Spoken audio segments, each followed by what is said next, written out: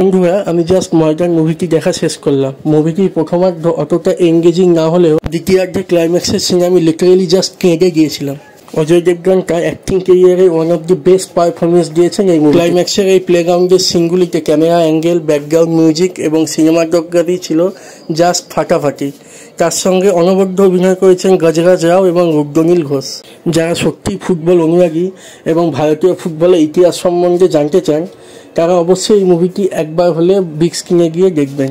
আশা করছি নিরাশ হবেন না। স্বাধীনতার পর ভারতের ফুটবল টিম তৈরিতে প্রাক্তন কোচ সৈয়দ আব্দুল রহিমের কী অবদান ছিল এবং তার নেতৃত্বে ভারত 1962 সালে এশিয়ান গেমস স্বর্ণপদক জয়ী হয়েছিল, সেটি এই ছবির মাধ্যমে সুন্দরভাবে ফুটিয়ে তুলেছেন অমিত রবীন্দ্র শর্মা। তার সঙ্গে উপরই পাওনা হলো এআর রহমানের দুর্দান্ত ব্যাকগ্রাউন্ড মিউজিক এবং গানগুলি। সব মিলিয়ে আমার মুভিটা জাস্ট ফাটাফাটি লেগেছিল। অ্যাটলিস্ট বারে মিয়া ছোটে মিয়ার থেকে অনেক গুণে এগিয়ে থাকবে এই মুভিটি।